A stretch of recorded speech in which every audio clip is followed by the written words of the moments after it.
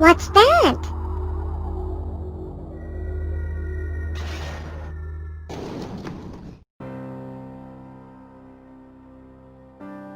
Looks green, just like us. No, it's different. It doesn't have a mouth. How does it feed itself? Is it a live organism? Strange. Let's take this back with us as a specimen.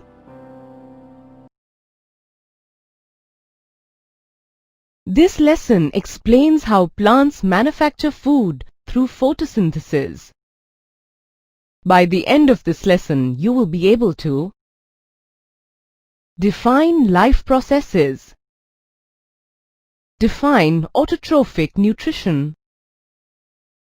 explain the process of photosynthesis, illustrate the importance of chlorophyll through an experiment, illustrate the importance of carbon dioxide through an experiment, and illustrate the importance of sunlight through an experiment.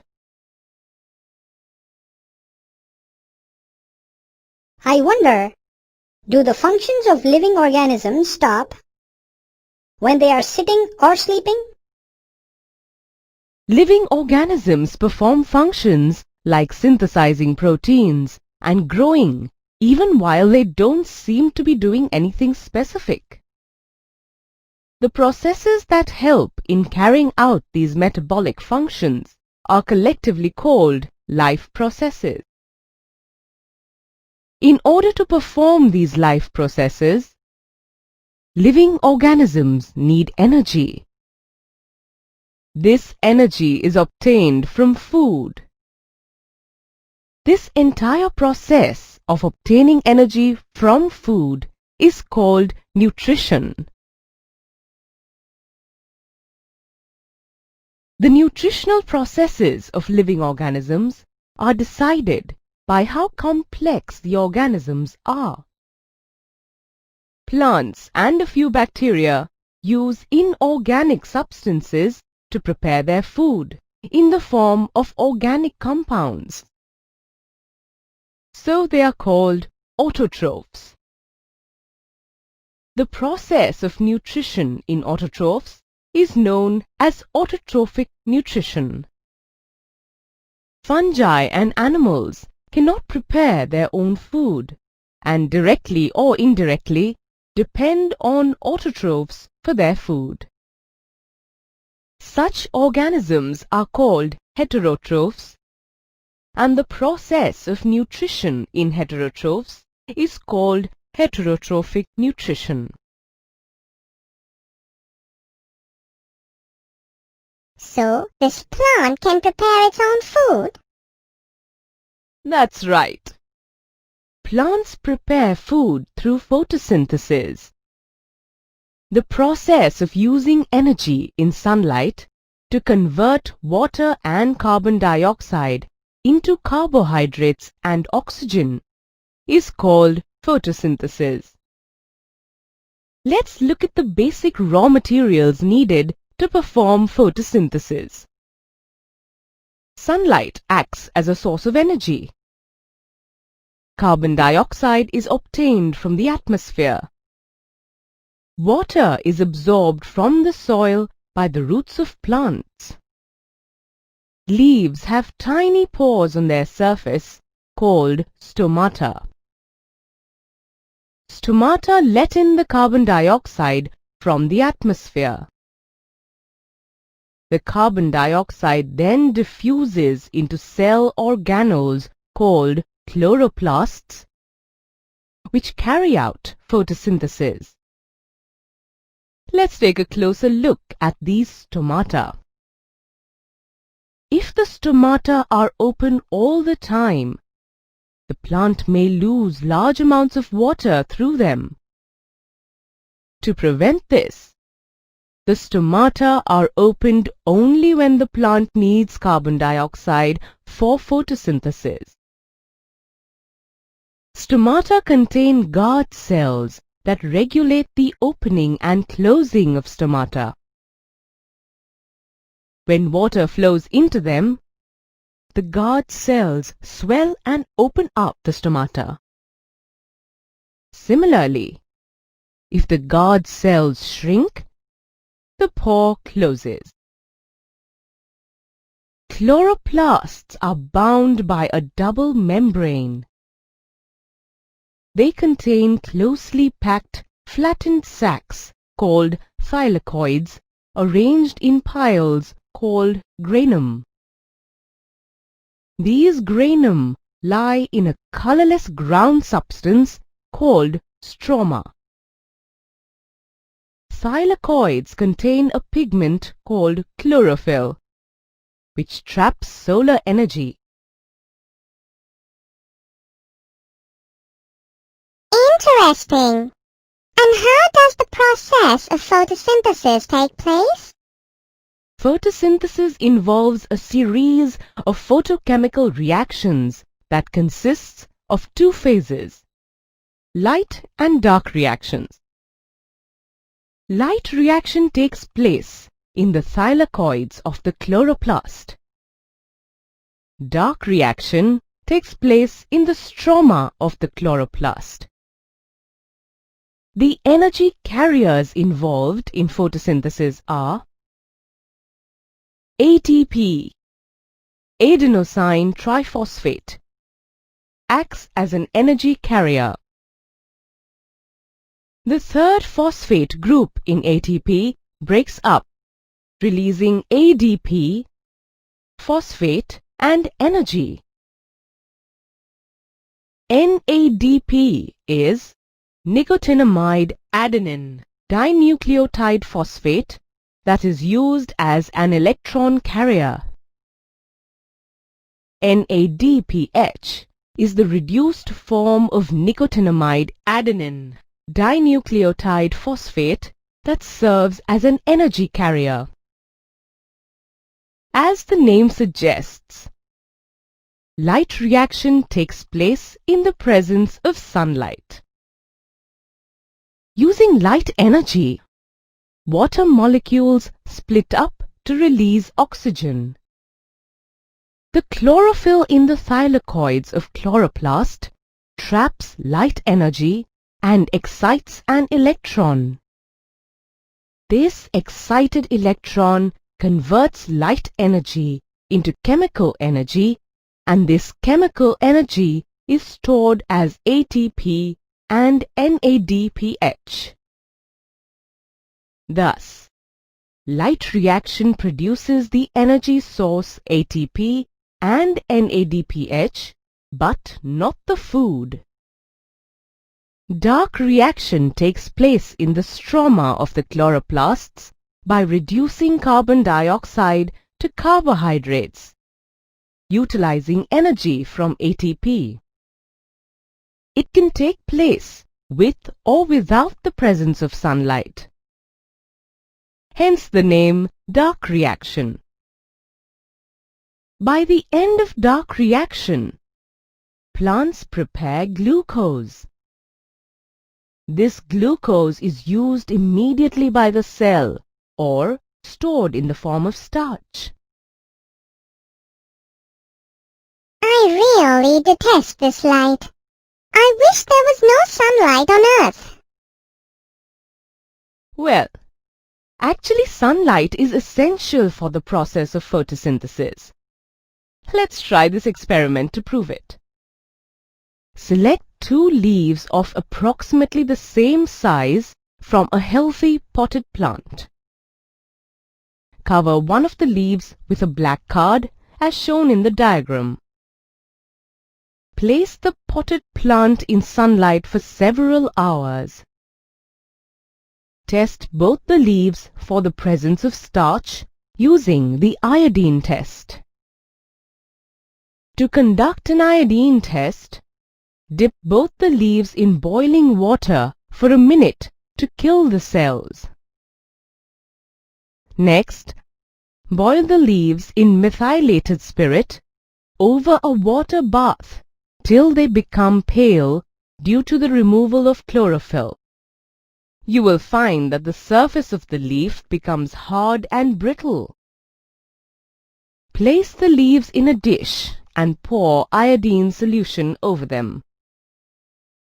You will find that the leaf which had been covered with the black card becomes brown. The uncovered leaf becomes blue-black, indicating the presence of starch.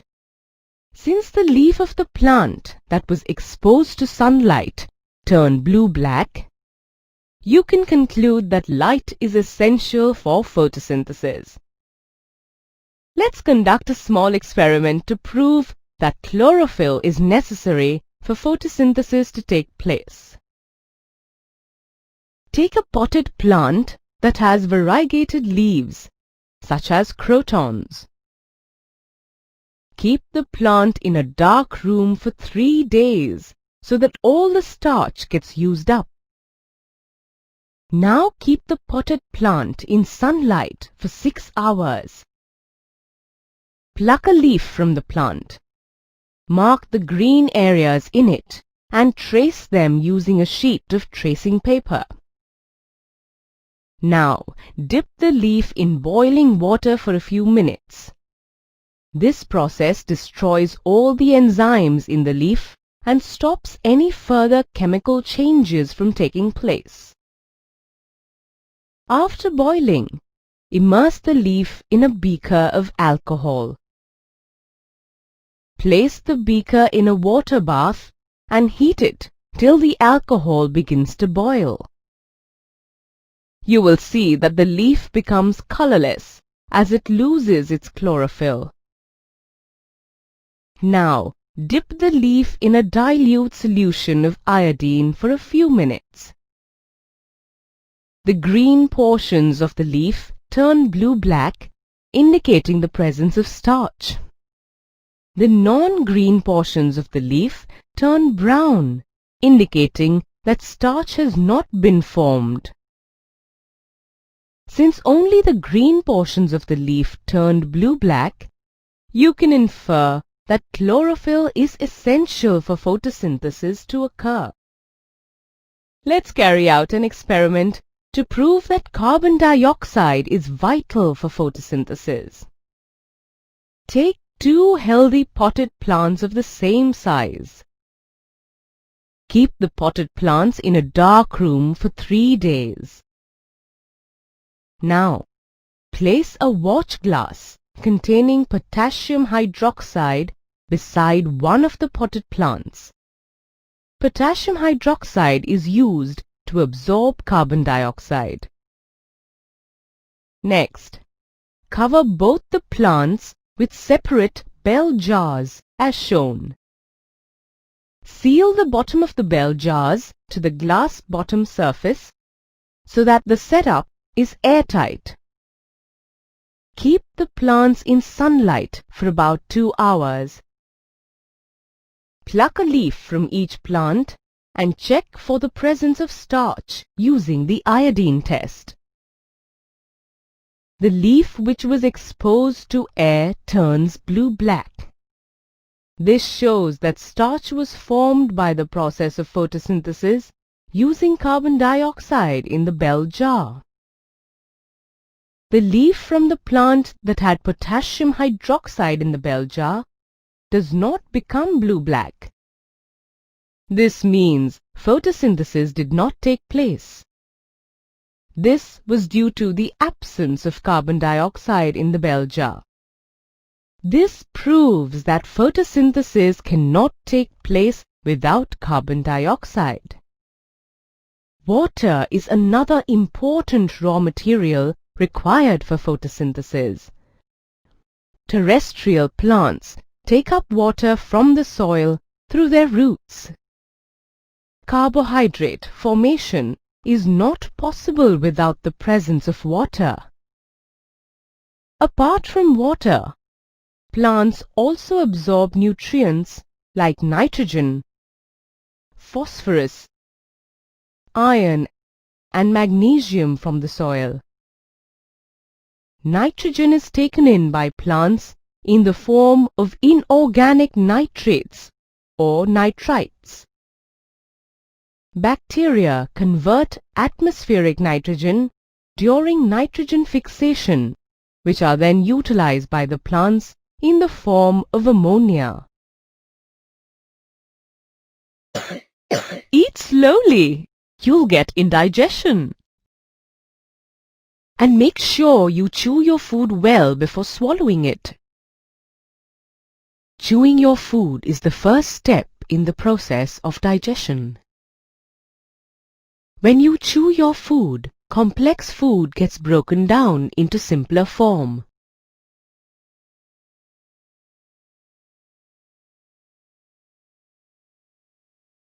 This lesson is about nutrition in different types of organisms. By the end of this lesson, you will be able to define heterotrophic nutrition, explain heterotrophic nutrition with respect to unicellular and multicellular organisms, list the organs of digestion, describe the process of digestion in human beings, and explain how saliva prevents tooth decay. Each organism is adapted to its environment. The form of nutrition depends on the type of food as well as how it is obtained by the organism. For example, a deer gets its nutrition from grass, and the tiger in turn feeds on the deer. Animals that depend on plants or other animals for their nutrition are called heterotrophs. This type of nutrition is called heterotrophic nutrition. Do all heterotrophic organisms take their food in the same manner? No. Different organisms obtain and ingest their food in different ways. Fungi, like bread molds, yeast, and mushrooms, break down non-living organic material outside their bodies before absorbing it. Parasites like cuscuta, orchids, ticks, lice, leeches, and tapeworms get their food from living host plants or animals without actually killing them. Let's see how animals take in complex food and break it into simpler forms inside their bodies.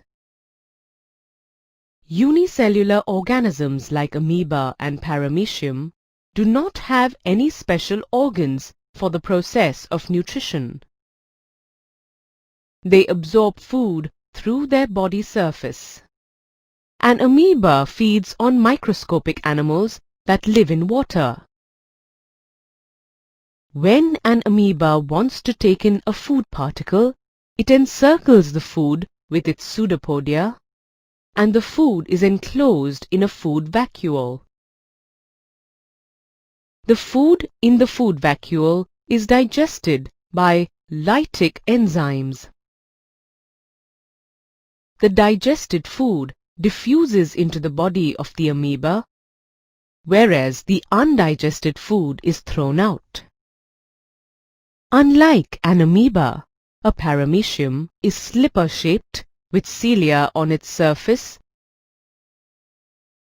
Food is taken in at a specific spot on the body.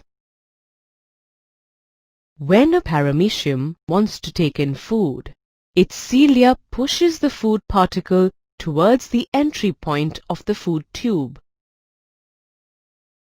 Inside the body, the food enters a food vacuole, where it is broken down into simpler form. Simple molecules are absorbed and waste material is thrown out. Multicellular organisms have specialized and complex organs for digestion, which form a digestive system. In the digestive system, food is taken in, broken down into a simpler form, and absorbed. The waste material is thrown out. This process of breaking down of complex food material into simpler form is called digestion. This digested food is absorbed by the body cells that provide fuel to live, the energy to work, and the raw material to build new cells.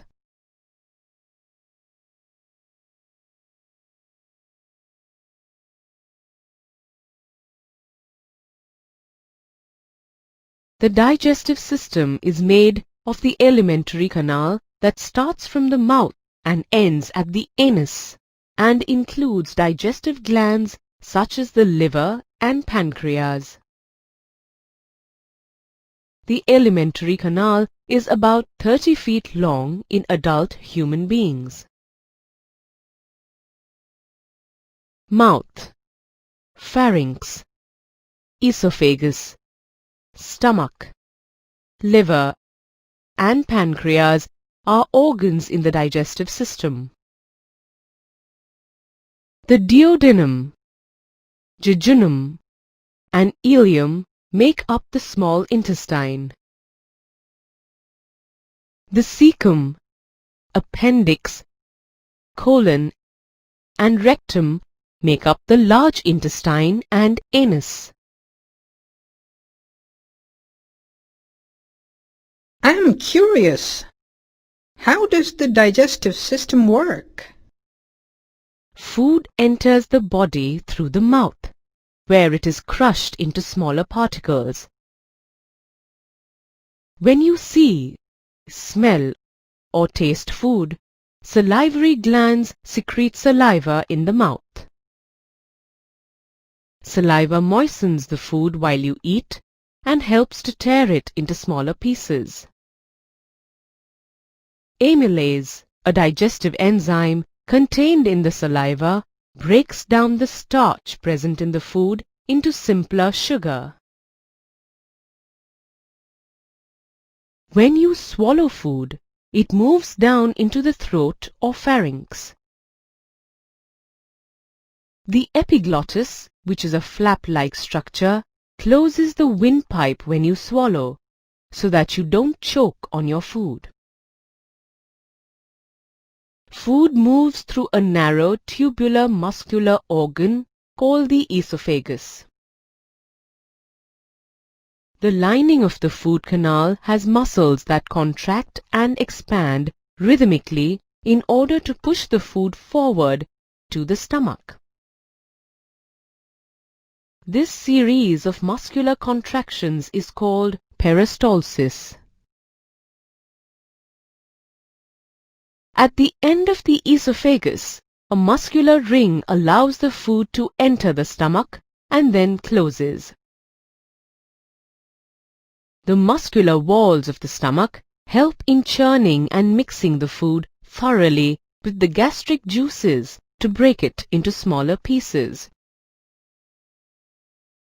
These gastric juices contain chemicals like hydrochloric acid and enzymes like pepsin, renin, and lipase.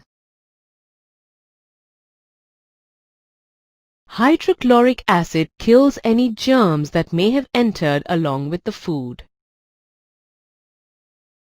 It also creates an acidic medium which activates the enzyme pepsin. Pepsin breaks down proteins into peptones and proteoses. Renin separates milk into liquid and solid portions.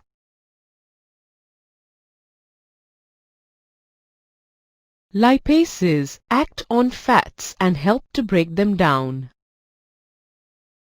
This process continues till the food is turned into a thick liquid called chyme. The acidic food from the stomach reaches the first part of the intestine called duodenum. In the duodenum, fats are present in the form of large globules, which makes it difficult for the enzymes to act on them. These fats are broken down by the bile juice secreted by the liver. The liver is a digestive gland that produces bile and is stored in the gallbladder until it is required. Bile contains bile salts that break down the fat into smaller globules. Bile juice also makes the food alkaline for pancreatic and intestinal enzymes to act on it. The pancreas produces pancreatic juice that contains enzymes such as trypsin and lipase, which help to break down proteins and fats. The chyme now reaches the second part of the small intestine called the ileum. In the ileum, the intestinal enzymes act upon the food for further digestion. The inner walls of the small intestine have numerous finger-like projections called villi. Villi increase the surface area of the small intestine to ensure efficient and rapid absorption of nutrients.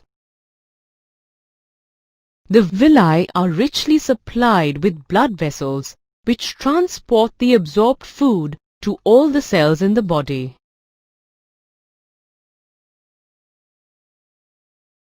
The small intestine is the longest part of the alimentary canal. The length of the small intestine is much shorter in carnivores as compared to herbivores. This is because herbivores eat a plant-based, fibrous diet which takes longer to digest as compared to a meat-based diet. The undigested food and water then move into the large intestine. The inner lining of the colon has villi that absorb any water from solid waste. This solid material is collected in the lower part of the large intestine called the rectum. The appendix is a small, hollow, finger-like pouch which hangs at the end of the cecum. It does not have any function in the digestive system of humans. However, it is functional in herbivores such as cows. The rectum stores the solid excreta until it is ready to be excreted from the digestive system through the anus. Since saliva contains enzymes, is it harmful for the teeth? Saliva contains buffering agents that protect the teeth from decay. When we eat something sugary, bacteria produce an acid that attacks the enamel in the teeth. This removes minerals like calcium and phosphate from the teeth and makes them susceptible to decay, thereby forming plaque. Saliva contains minerals that are used to repair tooth decay. At the same time, the buffering agents in saliva neutralize the acids and prevent further decay.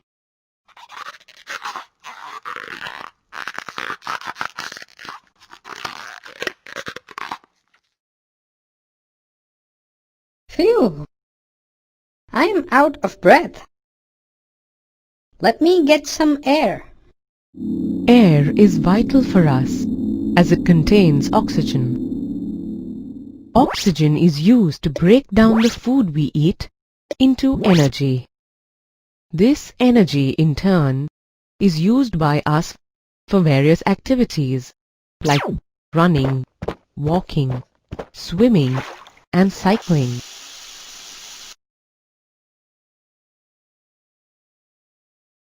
This lesson is about the process of respiration.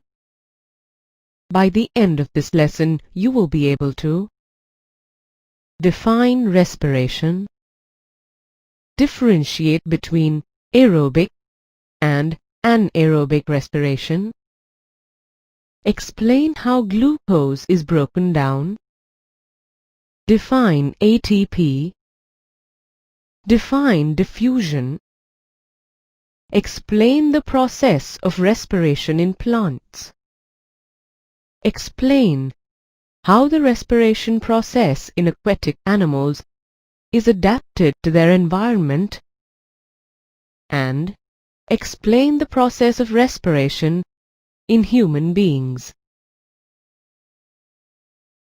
I don't understand. We breathe in oxygen but breathe out carbon dioxide? We breathe or inhale oxygen, which then diffuses into the tissues and breaks down glucose and produces energy. This results in the formation of carbon dioxide and water. The carbon dioxide gets eliminated from the body, but the oxygen remains behind. This process of inhaling oxygen and exhaling carbon dioxide is called breathing, and the metabolic process for producing energy is known as respiration. Carbon dioxide is present in atmospheric air. However, when we exhale, we breathe out a greater amount of carbon dioxide than the amount that is present in the atmospheric air. Exhaled air is composed of 5.6% carbon dioxide, whereas inhaled air contains 0.03% carbon dioxide. Let's try to prove this through an experiment. Take 2 test tubes containing freshly prepared lime water. Blow air through the lime water in the first test tube. Use a syringe to pass air through the lime water in the second test tube. You will observe that in the first test tube, the lime water turns milky immediately. You will find that it takes longer for the lime water to turn milky in the second test tube as compared to the first test tube.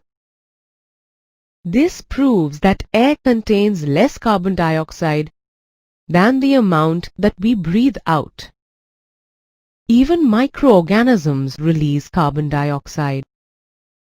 Let's try out an activity to demonstrate this. Take some fruit juice in a flask and add some yeast to it. Fit the flask with a 1-holed cork. Fit the cork with a bent glass tube. Dip the free end of the glass tube into a test tube containing lime water. You will find that the lime water turns milky. From this activity, you can conclude that microorganisms release carbon dioxide. Yeast acted on the sugar present in the fruit juice and released carbon dioxide. This process is called fermentation. Glucose can be broken down both in the presence or in the absence of oxygen. All higher animals need oxygen to break down glucose, while some microbes break down glucose in the absence of oxygen. Food in the form of glucose breaks down into carbon dioxide and water.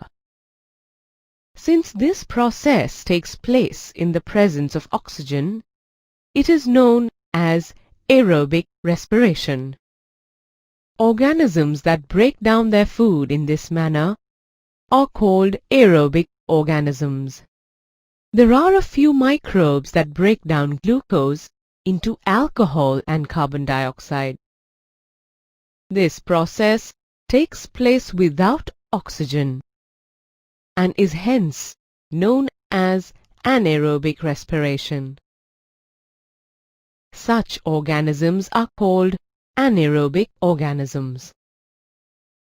In both aerobic and anaerobic organisms, when respiration takes place, a glucose molecule that contains 6 carbon atoms is broken down into a molecule that contains 3 carbon atoms.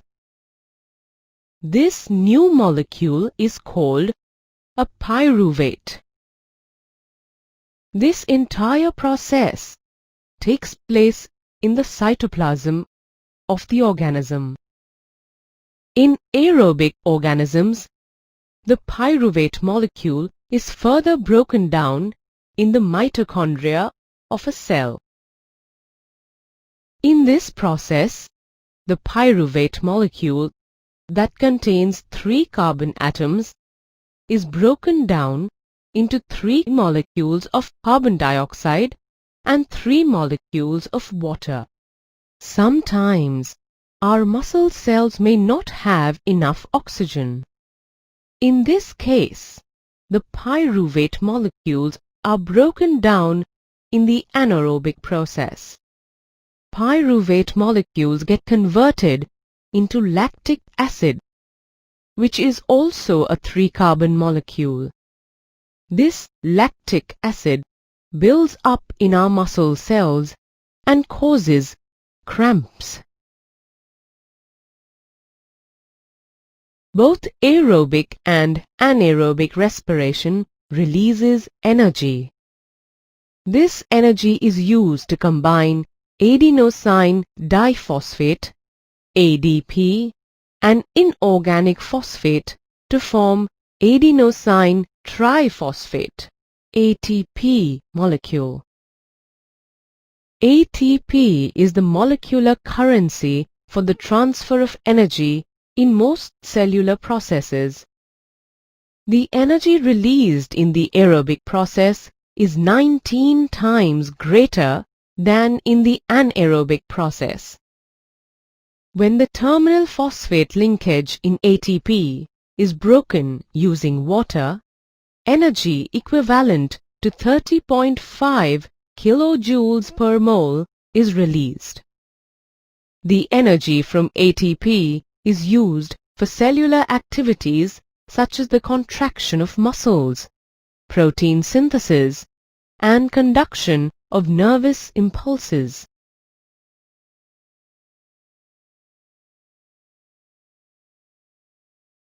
Stomata are small openings seen on the lower surface of the leaves.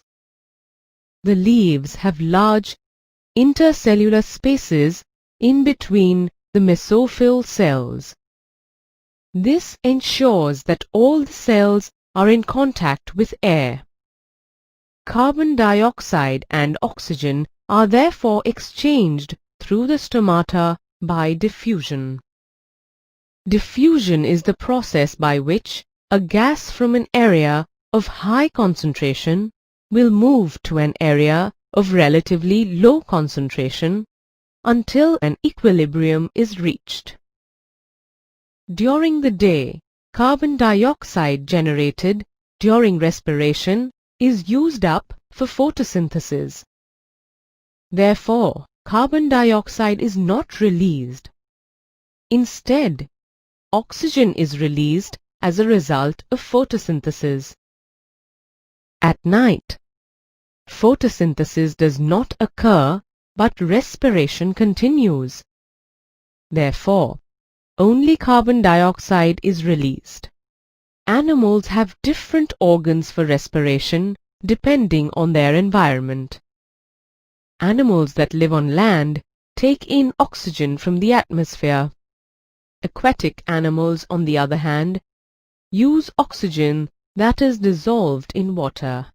I wonder why goldfish open and close their mouths so many times. Fish take in water through their mouths. This water has dissolved oxygen in it, which diffuses into their blood. The water is then forced out through their gills. the amount of dissolved oxygen in water is much lower when compared to the amount of oxygen in air. So, the rate of breathing in aquatic organisms is much faster than in terrestrial organisms. This is why a fish opens and closes its mouth a far greater number of times as compared to the number of times you breathe in and out. Terrestrial animals have special organs for taking in oxygen from the atmosphere. All these organs have a structure that is in contact with the atmosphere. This structure increases the surface area for diffusion of air into the organs. The surface of this structure is very fine and delicate in order to allow diffusion of gases like carbon dioxide and oxygen. Since this surface is delicate, it is placed within the body. There are passages in the body that transport the air to this surface, allowing diffusion to take place. I have a cold. I can't seem to breathe properly. In human beings, air is drawn into the body through the nostrils. Nostrils are lined with fine hairs and mucus that filter the air as it passes through. Next, the air travels through the throat and then moves through the rings of cartilage called the trachea. The trachea ensures that the air passage does not collapse. From here, the air passes through the bronchi before entering the lungs. The bronchi are like a network of tubes that keep branching into smaller tubes. At the end of each bronchus, you will find balloon-like structures called alveoli. The alveoli provide a surface for the exchange of oxygen and carbon dioxide. The walls of the alveoli contain a massive network of blood vessels. When we breathe in, we lift our ribs and flatten our diaphragm. As a result, the chest cavity becomes larger. Air gets sucked into the lungs and fills the expanded alveoli.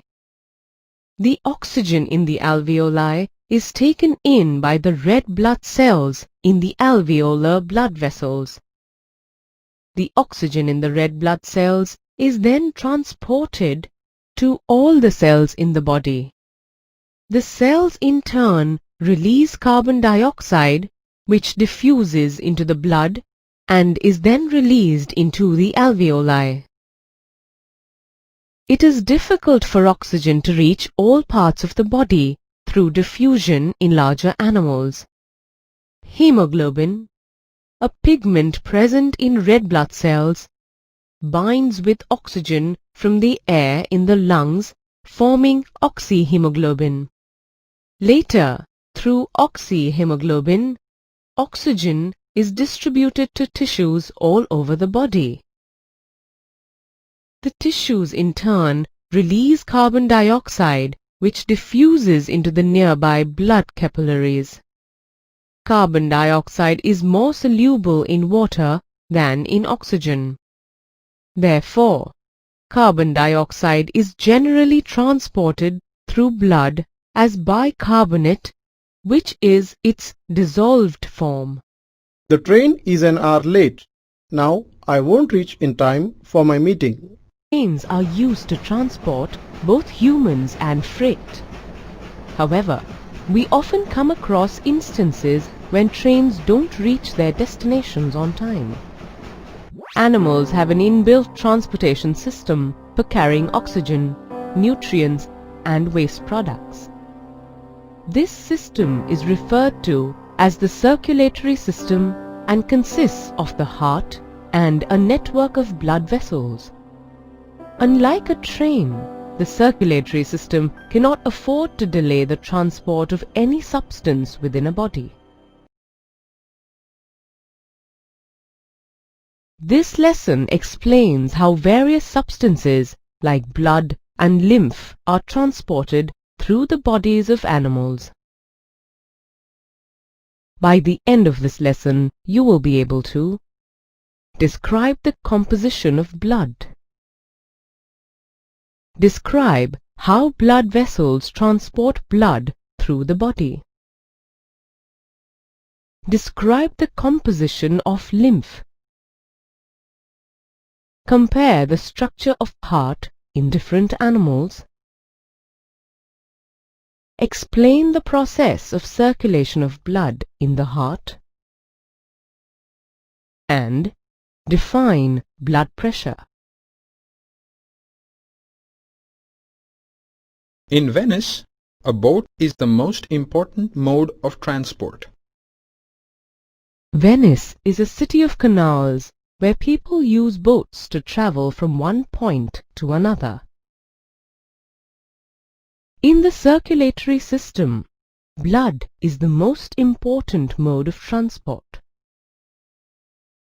Blood is a fluid connective tissue that consists of a fluid medium called plasma, in which red blood cells, white blood cells, and platelets are suspended. Plasma transports food, carbon dioxide, and nitrogenous wastes in dissolved form throughout the body.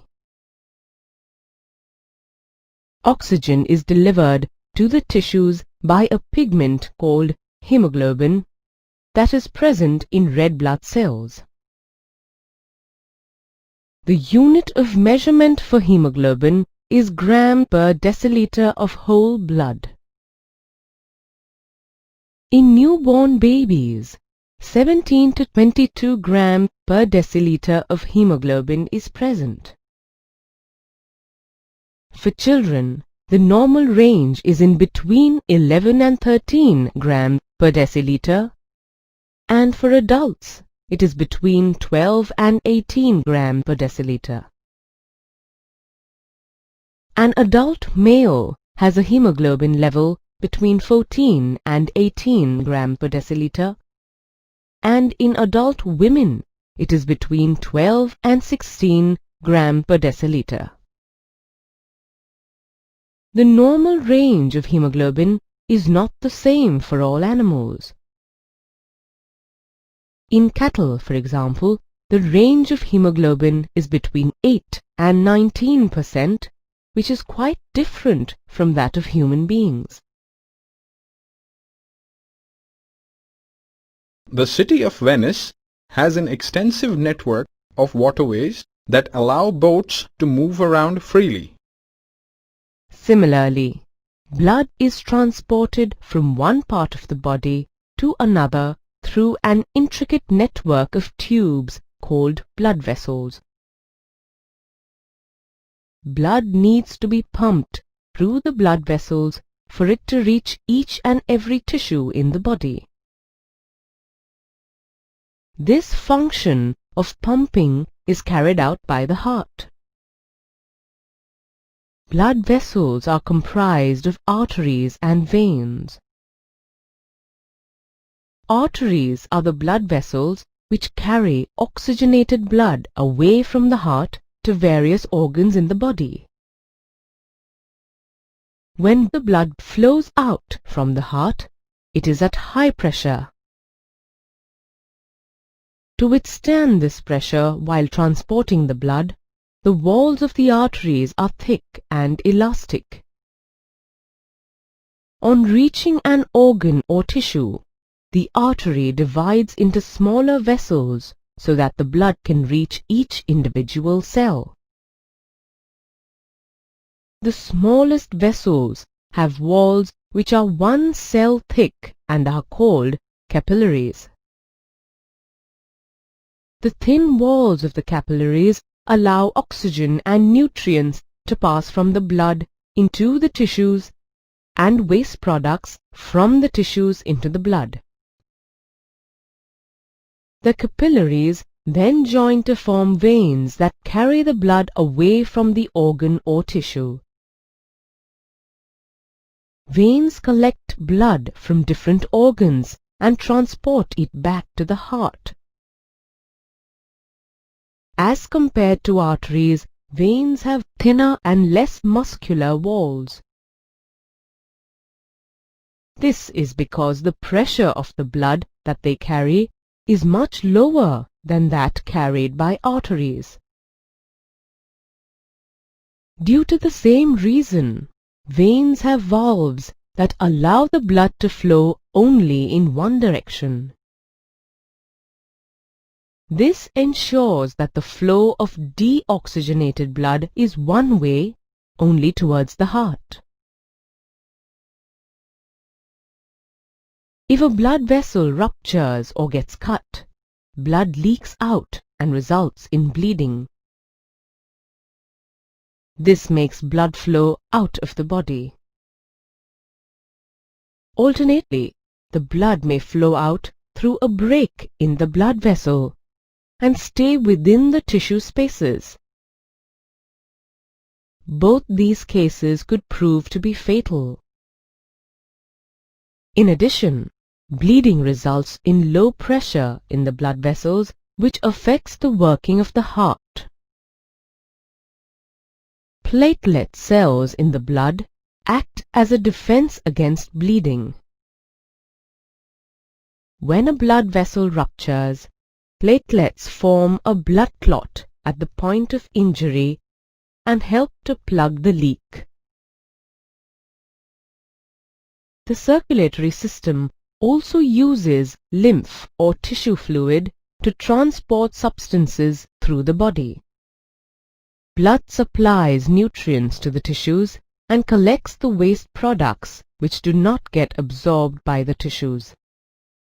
The waste product and any excess fluid diffuse into the intercellular spaces of the tissues and then form the tissue fluid or lymph. Lymph is similar to the plasma in blood, but it is colorless and contains less protein. Once lymph is formed in the intercellular spaces, it drains into lymphatic capillaries. Lymphatic capillaries join to form larger lymph vessels that finally open into larger veins. The veins ultimately carry the lymph back into the blood. These white lines on the road are called dividers. They are used to separate incoming traffic from outgoing traffic. Similarly, the heart has specific chambers that prevent oxygenated blood from mixing with deoxygenated blood. The heart is a muscular organ which is about the size of our fist. The structure of the heart is not the same in all animals. Fishes have two-chambered hearts that have one ventricle and one atrium. The deoxygenated blood from the ventricle is pumped into the gills, where the exchange of oxygen and carbon dioxide takes place. The oxygenated blood then passes to the rest of the body and eventually returns to the atrium. Thus, blood circulates through the heart only once in the cycle. Therefore, this type of circulation is known as single circulation. Fishes are able to extract 80% of the oxygen contained in water passing over their gills. Human beings, on the other hand, can extract only about 25% of oxygen from inhaled air. Amphibians and reptiles have three-chambered hearts with two atria and one ventricle. Blood from the right atrium flows to the lungs, where the exchange of gases occurs. Blood then returns to the left atrium. This oxygenated blood and some deoxygenated blood flows from the atria into the ventricle and passes through to the rest of the body. Eventually, the blood returns to the right atrium of the heart. The disadvantage of a three-chambered heart is that oxygenated blood mixes with deoxygenated blood as there is no mechanism to keep them separated. Although fish have a two-chambered heart, most of the oxygen required by the body is extracted by the gills. All birds and mammals have four-chambered hearts that contain two atria and two ventricles. The atria and ventricles are completely separated so that oxygenated blood does not mix with deoxygenated blood. Since oxygenated blood is segregated, it allows an efficient supply of oxygen to the body. This is useful in warm-blooded animals like birds and mammals who constantly use energy to maintain their body temperature. Blood flows through the heart twice during each cycle in vertebrates like amphibians, reptiles, birds and mammals. So this type of circulation is known as double circulation. The heart is supplied with valves, which allow blood to flow in only one direction from the auricle to the ventricle. These valves prevent the blood from flowing back.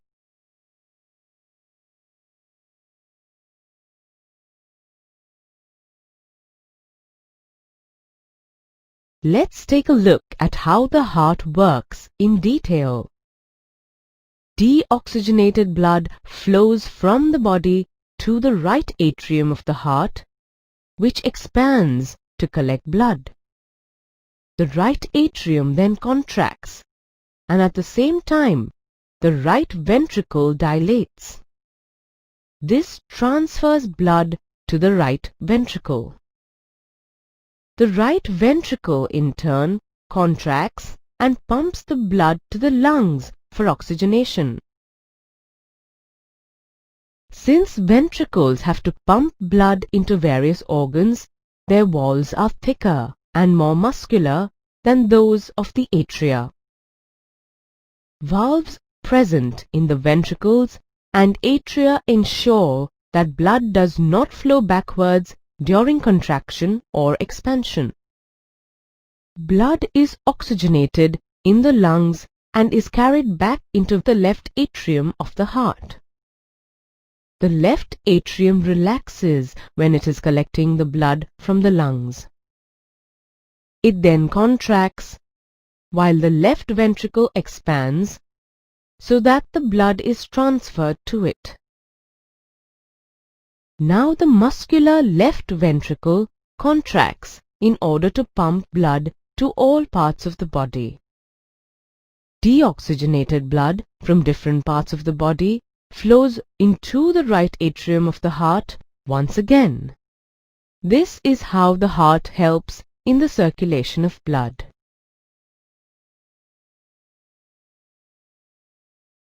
The body of a truck is equipped so that it can handle the stress exerted by heavy loads. Similarly, blood vessels are equipped to handle the pressure exerted by blood against their walls. This force applied by blood is called blood pressure. This pressure is much greater in arteries than in veins. The pressure exerted by blood against the wall of the artery during ventricular contraction or systole is called systolic pressure, and during ventricular expansion or diastole is called diastolic pressure. The normal systolic pressure is about 120 millimeters of Hg and diastolic pressure is 80 millimeters of Hg. An instrument called a sphygmomanometer is used to measure blood pressure.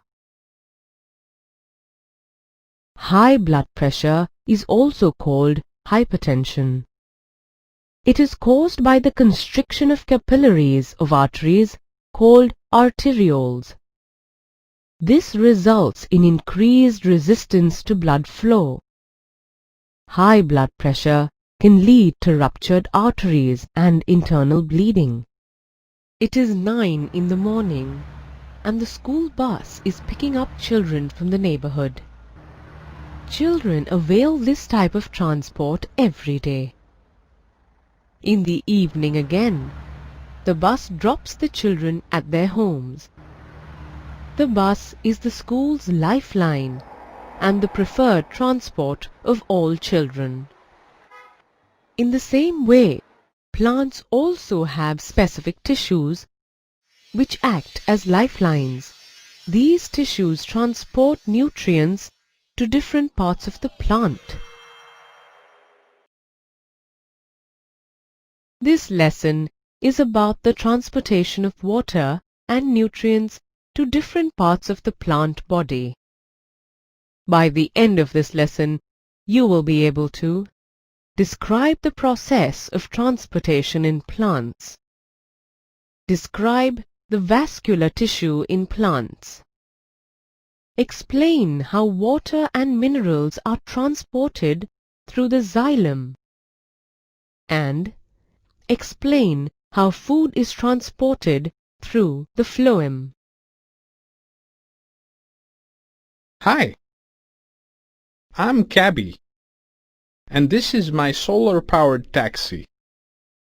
I am out to create a record for the longest drive made on solar power. Why don't you join me?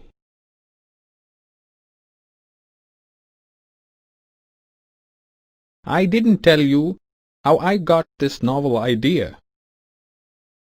I was inspired by plants. Plants use energy from sunlight to fix atmospheric carbon dioxide into carbohydrates. Water and chlorophyll is required as raw material and oxygen is released as the byproduct. Plants also need raw materials that come from the soil. Soil has the richest source of raw materials like nitrogen, phosphorus, potassium, and other minerals. The absorption of these substances occurs through the roots. Let me give you some tips about cars. The energy needs of cars differ with its design. In fact, this holds true for plants as well. Plants have low energy needs as they do not move. Therefore, plant bodies have a large proportion of dead cells. As a result, plants can survive with slow transport systems. If the distance between the roots and the leaves are small, nutrients can easily diffuse in the plant body from the region of higher concentration to the region of lower concentration. However, if these distances become large because of the plant body design, diffusion alone cannot provide raw materials and energy reserves to the plant. A proper system of transportation is therefore essential in such types of plants.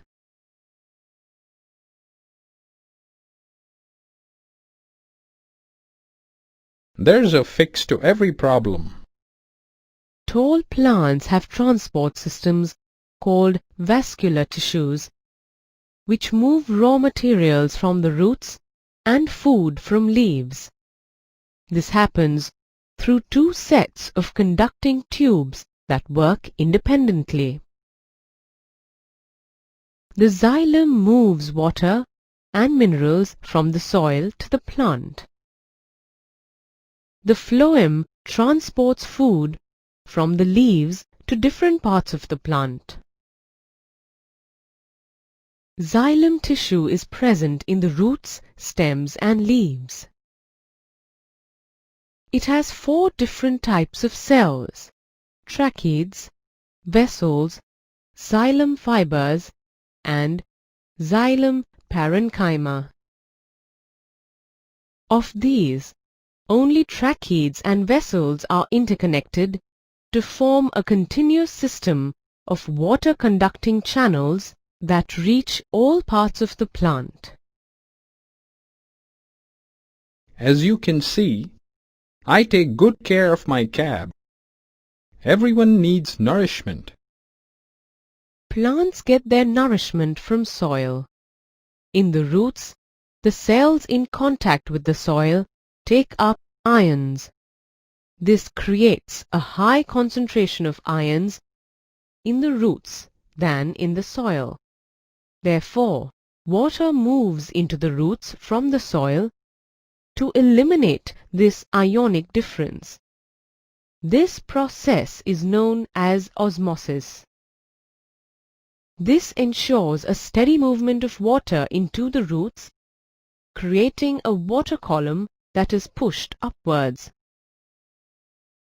However, this pressure is not enough to move this water to the higher parts of a tall tree.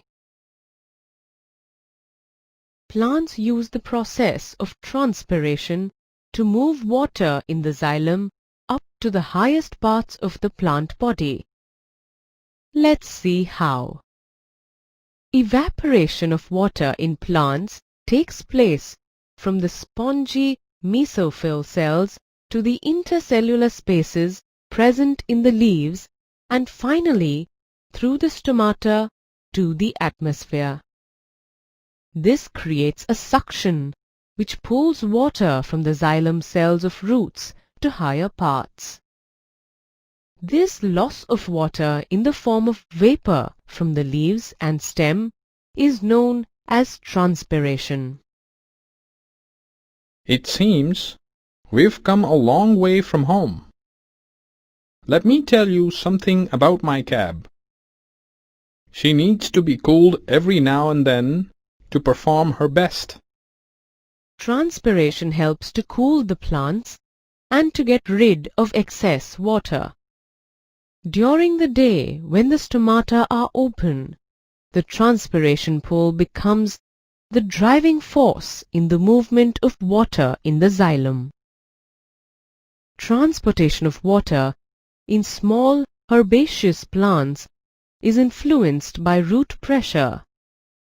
It usually occurs during the night when soil moisture is very high. Water is lost in the form of water droplets, which we often see as dew on leaves. Let's see what root pressure is. The osmotic pressure within the cells of a root system causes the water to move from higher concentration soil to lower concentration root cell. This pressure allows water to move from the roots into the leaves. The excess water exudates out as drops of xylem sap from the edges of leaves. This process is known as guttation. Wondering what happens to the carbon dioxide, water, and minerals once they reach the leaves? They are used during photosynthesis to prepare glucose. This glucose is transported from the leaves to the storage organs of roots, fruits, and seeds, and to the rapidly growing regions of the plant. Thus, the food not only moves downward, but also in upward direction.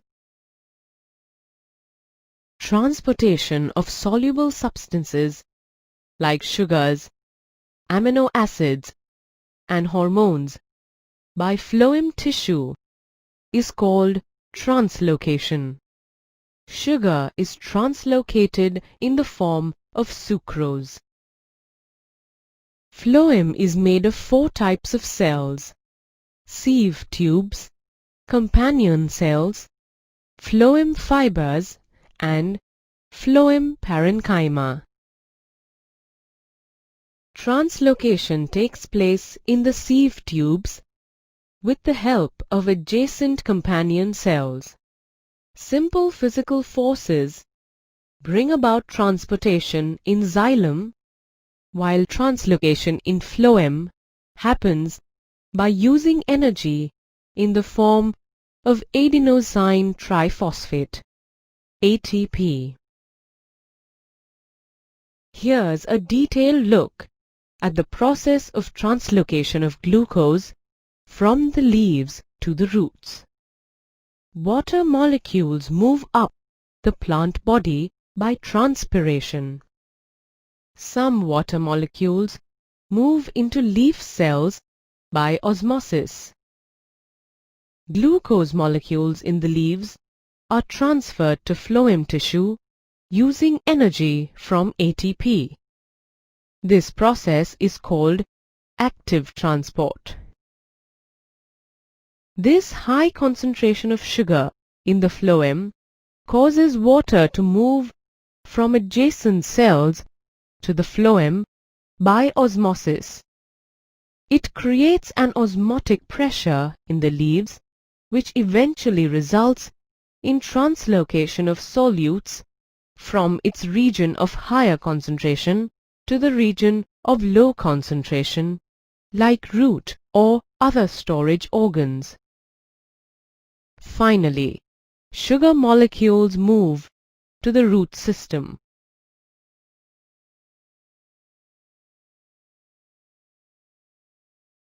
Looks like I've come to the end of the road.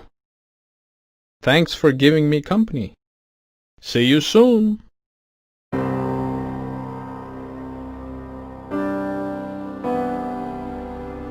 All cities have a garbage disposal system in place to maintain clean and hygienic living conditions. Similarly, all living organisms use some kind of a mechanism to eject wastes from their bodies. In this lesson, we will take a closer look at the waste disposal strategies used by various organisms. This lesson is about the process of excretion in different types of organisms. At the end of this lesson, you will be able to describe the importance of the excretion process, describe the structure of the excretory system in human beings, describe how the excretory system in a human works, list important functions of the kidneys, describe the process of dialysis, and describe how the process of excretion takes place in plants. All living organisms consume food to obtain nutrients and energy. The food is broken down into simpler molecules by the process of metabolism. These metabolic reactions create nitrogenous materials that are not required for the cells of the body and may even harm the body if they are not removed quickly.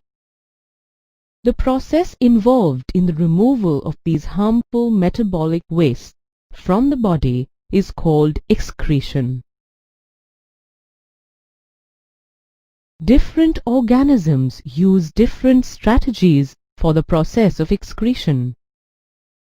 Unicellular organisms such as amoeba remove wastes by simple diffusion from the body surface into the surrounding water.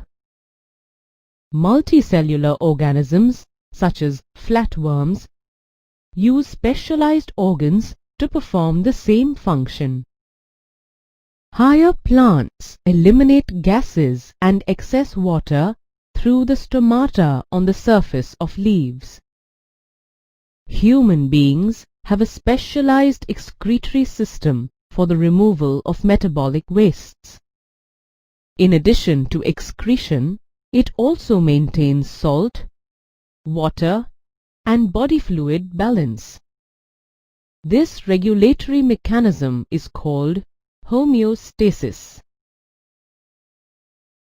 The excretory system in human beings includes a pair of kidneys, a pair of ureters, a urinary bladder, and a urethra. This is referred to as the urinary system. Now, let's find out the location of the kidneys. The kidneys are located in the abdomen, one on either side of the backbone. The kidneys perform several crucial functions. For example, they excrete water, salts, and urea in the form of urine. They control the amount of water in the blood. The kidneys maintain the level of body fluids in the blood by regulating the salt concentration. If this did not happen, then the osmosis or movement of water between body cells and blood would be hampered. Kidneys maintain the blood pH at 7.4. Each kidney is divided into two distinct regions, an inner medulla and an outer cortex. The cortex forms a shell around the medulla. The medulla is composed of conical masses of tissue that leads to the pelvis. The cortex has a random arrangement of tiny tubules called nephrons, which are the functional units of the kidney.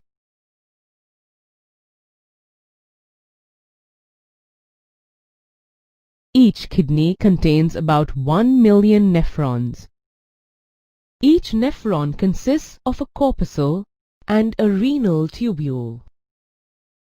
A corpuscle is composed of tangled clusters of tiny blood capillaries called glomerulus. This is called the filtration unit. A thin-walled, sac-like structure called Bowman's capsule surrounds the glomerulus. The inner layer of Bowman's capsule covers the glomerulus, and the outer layer is continuous with the inner layer and with the wall of the renal tubule.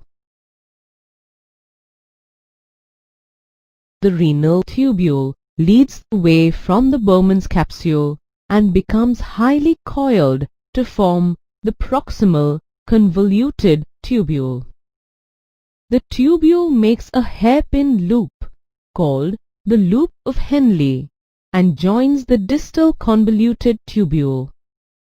The distal convoluted tubule opens into a collecting duct which passes into the renal medulla. Two ureters carry urine from the renal medulla to the bladder. Each ureter is about 10 to 12 inches long. The bladder is muscular and bulges when urine enters it and contracts when urine passes through. Two sphincter muscles are located where the bladder and the urethra meet to prevent the reverse flow of urine into the ureters. The urethra carries urine to the outside of the body.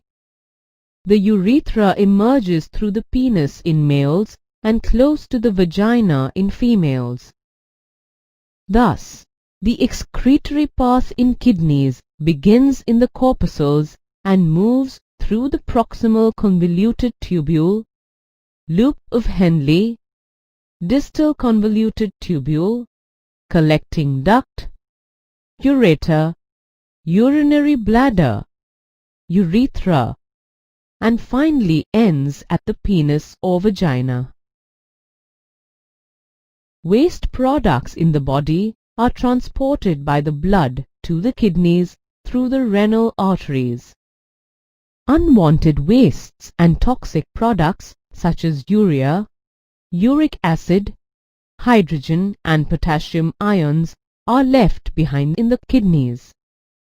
These excretory products are removed by nephrons in the form of liquid called urine.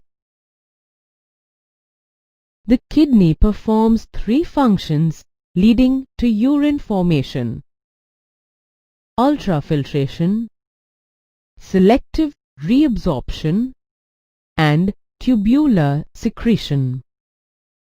Nephrons filter minerals, wastes and water but retain red cells, proteins and large molecules. This process is known as ultrafiltration. The filtered blood is returned to the body through the veins. Some substances in the initial filtrate, such as glucose, amino acids, salts, and a major amount of water, are selectively reabsorbed as the urine flows along the tube. Further absorption of nitrogen compounds takes place through the hairpin loop and the distal convoluted tubule.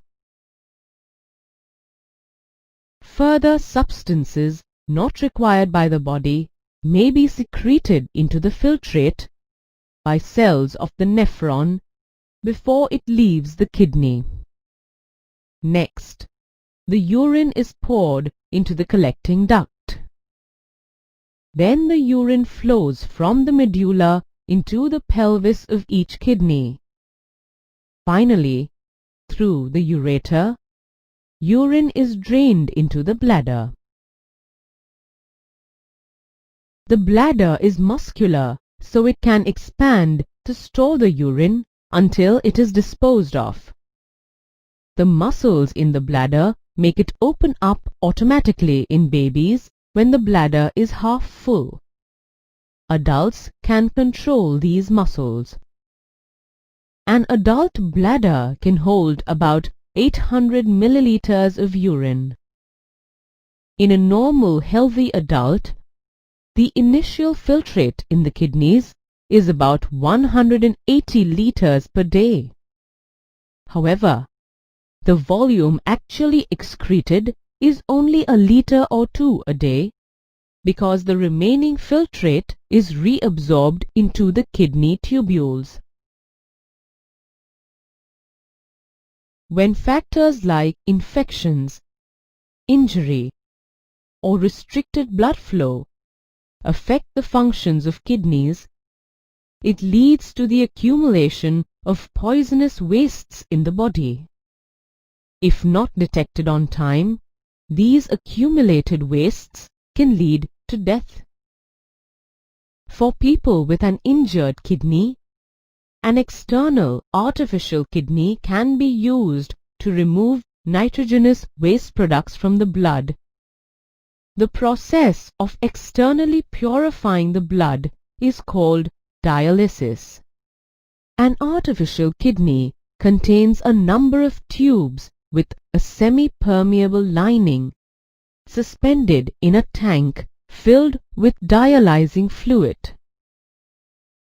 This fluid has the same osmotic pressure as blood, except that it is devoid of nitrogenous wastes. The patient's blood is passed through these tubes. During this passage, the waste products from the blood pass into the dialyzing fluid through diffusion. The purified blood is pumped back into the patient. The actions performed here are similar to the functions of a kidney, except that there is no reabsorption. Compared to animals, plants use completely different strategies for excreting waste material. These techniques differ from plant to plant. During photosynthesis, plants release oxygen as a waste product, and during respiration, they release carbon dioxide. Plants get rid of excess water through transpiration. Many plant waste products are stored in the vacuoles of cells. Waste products may be stored in leaves that fall off. They may also be stored as resins and gum, especially in old xylem. Other wastes include dead plant tissues like cork. Plants also excrete some waste substances into the soil around them.